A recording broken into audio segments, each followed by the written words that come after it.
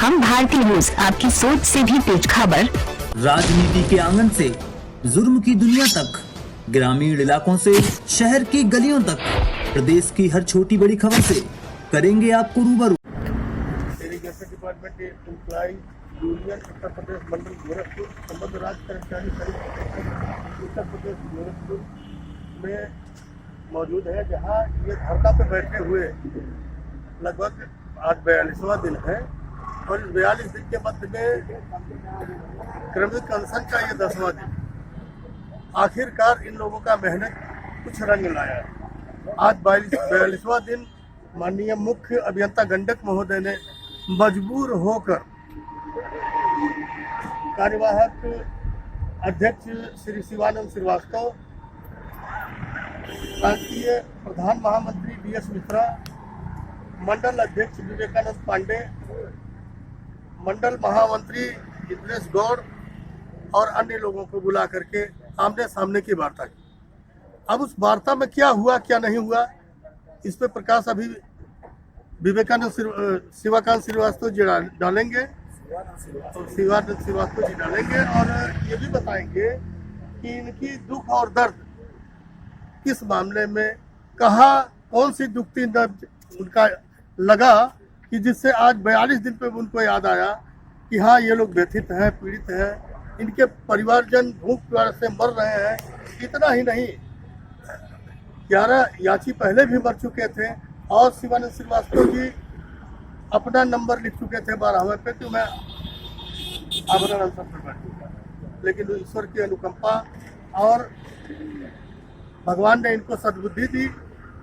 मुख्य अभियंता गंडक महोदय ने ध्यान दिया और शिवानंद श्रीवास्तव जी को बुलाया।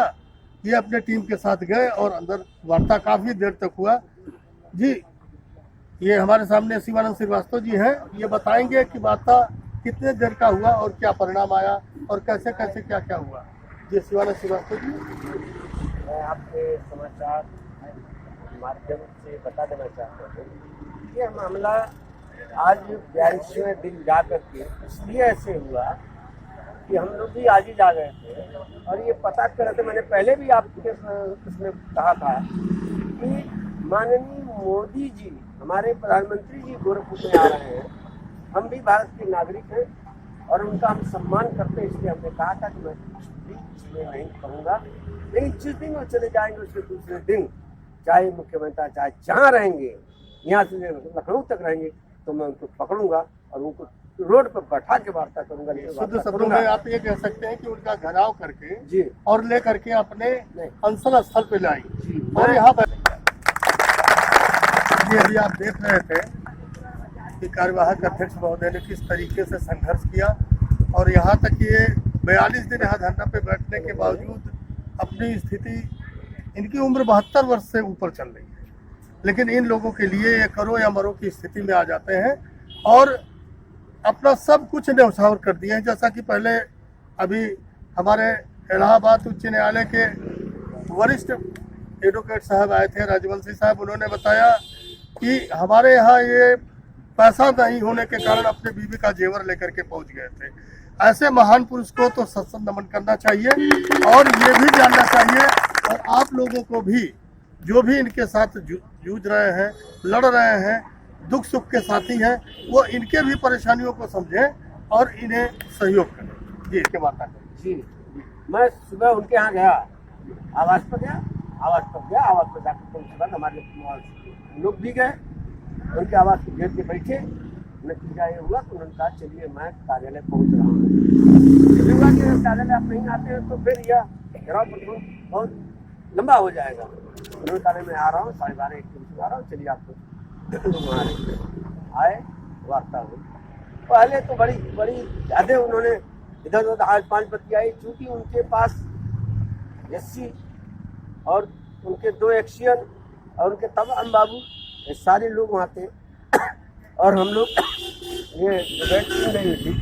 इस पर उन्होंने बहुत कुछ बड़ी डिस्कशन होगा। आप ये जान सकते हैं कि 12 बजे से चला और आपका 3 बज रहा है, अभी को जाकर के फाइनल हुआ है कि वास्तव में इन लोगों का ड्यूटी है और जो लोग इसमें वास्तविक रूप से हैं माननीय उच्च न्यायालय के आदेश से उन्हें कार्य पर ले लिया जाएगा, यह स्पष्ट हो गया।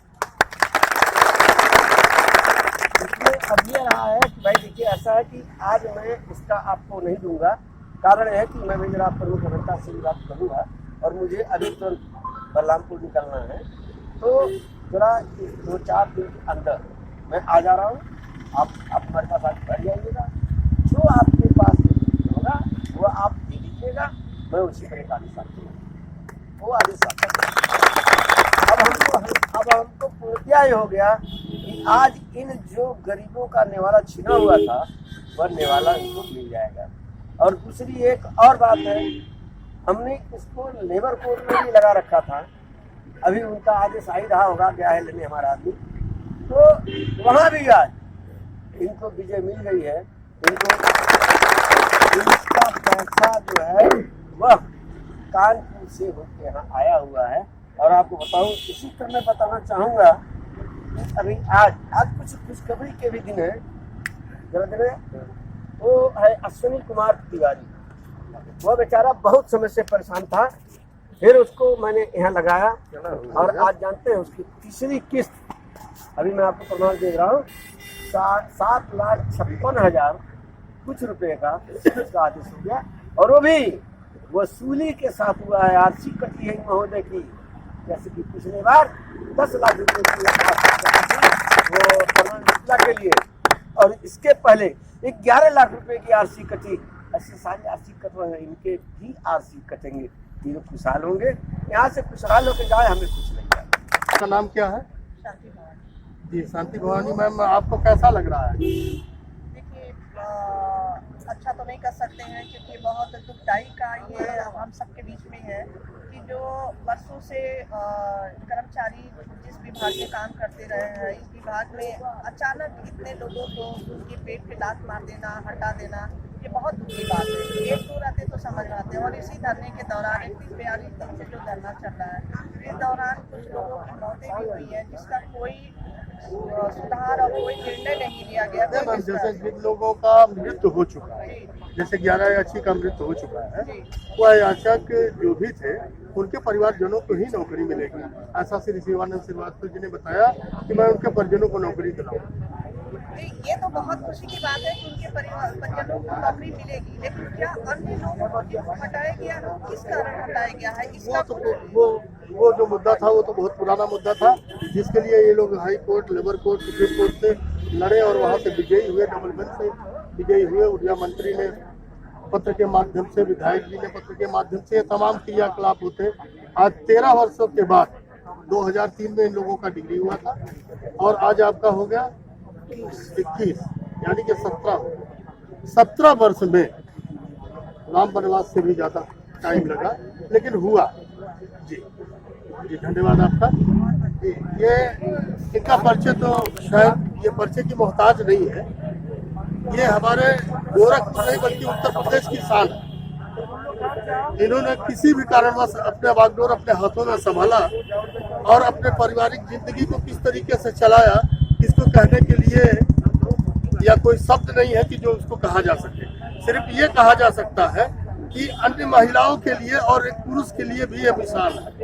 ये उत्तर प्रदेश ऑटो चालक की प्रथम महिला है जो कि उत्तर प्रदेश में ऑटो चालक का कार्य करती है। जी, आपका नाम क्या है? जी, संगीता चौधरी मैम, आप भी अपना बहुमूल्य समय यहाँ पे दी और आप अपने भाइयों के, अपने अनुजों का जिस तरीके से हौसला अफजाई किया, जिसकी वजह से 42 दिन तक ये अपने अनशन पे डटे रहे।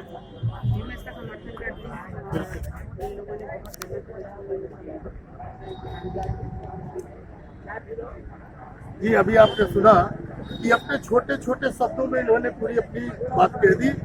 इसलिए अब यहाँ पे यही कहा जा सकता है कि अगर सच की लड़ाई है तो कौरव की जरूरत नहीं है, सिर्फ पांडव ही का। जी, धन्यवाद। आप ये भी ध्यान देंगे कि इसी क्रम में तमाम स्वायत्त संस्थाएं जो सामाजिक कार्यकर्ता हैं, जो समाज के लिए कुछ कर गुजरने की क्षमता रखते हैं और कोशिश करते हैं कि समाज के लिए मैं कुछ करूं, इसी परिप्रेक्ष्य में अगर आप गौर करेंगे और देखेंगे तो इन लोगों के लड़ाई में जो त्याग बलिदान की प्रस्तुति की है श्री शिवानंद श्रीवास्तव जी ने, इनके सहयोग में तमाम समितियां स्वतः आकर के जुड़ गई और कहीं कि आप चलो आगे, मैं आपके साथ हूँ। इसी क्रम में आपका शुभ नाम क्या होगा? मेरा नाम भारतेंदु यादव है जी। मैं मंडल उपाध्यक्ष हूँ राज्य कर्मचारी परिषद का। और आपसे लगाव और आपके धरने को समर्थन उस दिन से हमारा हो गया जब हम लोग पुरानी पेंशन की लड़ाई लड़ रहे थे और हमारे धरने को आप पूरी संख्या बल के साथ वहाँ समर्थन किए थे। तो अगर एक कर्मचारी हमारे दर्द को समझ रहा है तो हमारा भी एक नैतिक कर्तव्य बनता है कि अगर दूसरा कर्मचारी कहीं पीड़ित है, आंदोलित है, तो उसके धरने को समर्थन करना, उसकी चीजों को मनवाना। जी, इसी क्रम में आप अगर ध्यान देंगे तो एक संस्था और है आशा की, जो कि आशा की संस्था की अध्यक्ष है, आंगनबाड़ी की अध्यक्ष है, माफ करिएगा, कि आंगनबाड़ी की ये अध्यक्ष है। जी, आपका नाम क्या है? जी, शीला पांडे मैम, आपने इनका समर्थन किया और आज जिस मुकाम पे पहुंचे हैं, आप लोग को कैसा लग रहा है? बहुत अच्छा लग रहा है, इसलिए कि इन्होंने जितना अपना त्याग किया आज सुन करके बहुत खुशी हुई है। और इसके पहले तो मुझे पता नहीं था शिवानंद जी का, लेकिन उस दिन जब पेंशन का धरना चल रहा था तो ये अपने बैनर और आदमी के साथ वहाँ गए थे और हमने पता लगा करके मैं यहाँ सिंचाई विभाग पर आई और देखे अन्य लोग, जो जितने लोग बैठे हैं पीड़ित लोग, ये अपना जो है तन मन सब कुछ समर्पित करके यहाँ रात दिन लगे हुए हैं। तो मुझे भी दर्द हुआ कि मैं भी क्यों न इनके साथ रहूं और अपना समय क्यों न दूं कि ताकि ये लोग सफल हो जाएं। इसके लिए धन्यवाद। जिस तरीके से अभी ये उपाध्यक्ष महोदय बता रहे थे, इसी क्रम में बताएंगे कि आखिर आपके हाथ में कुछ पत्र सा दिखाई दे रहा है, इस पत्र के विषय में कुछ कहना चाहते हैं? जी, आप बताएं। धरने के माध्यम से मैं बताना चाहता हूँ 41-42 दिन का ये कार्यक्रम चलता हो गया। इस बीच हिंदुस्तान के राष्ट्रपति आए और चले गए, प्रधानमंत्री भी आए और चले गए, जिलाधिकारी महोदय ने अपनी पीठ थपथपाई, लोगों ने अपना पीठ थपथपाया कि हम लोग इतने बड़े जो हमारे हुक्मरान थे, हमारे जो प्रशासनिक पदों पे आसीन है, उनका उन लोगों ने धरना कार्यक्रम सफल कराया।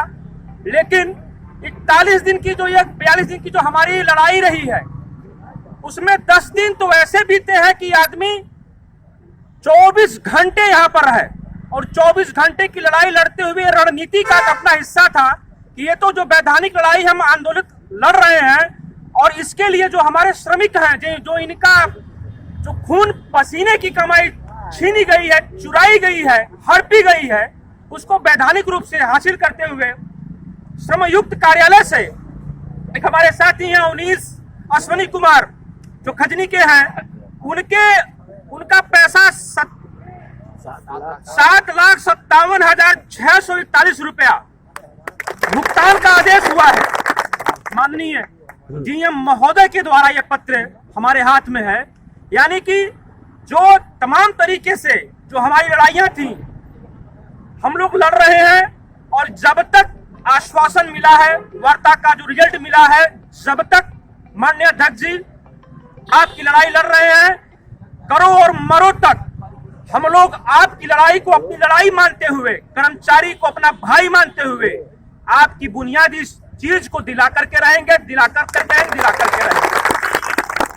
अभी आपने देखा और सुना कि किस तरीके से इन्होंने बताया कि लेबर कोर्ट से भी इनको आदेश आ चुका है, जो आपके सामने प्रस्तुत था। अब यहाँ पे जितने बैठे हुए कर्मी हैं, उनके चेहरे कुछ खिले हुए नजर आ रहे हैं और आप देखेंगे कि अभी आश्वासन मिला है और जैसा कि श्री शिवानंद श्रीवास्तव जी ने बताया कि हो सकता है शाम तक ही कोई ना कोई लिखित पत्र भी इनको मिले। अगर ऐसा हुआ तो इन लोगों का चेहरा ये खिला है वो हंसी में परिवर्तित हो जाए। जी, धन्यवाद।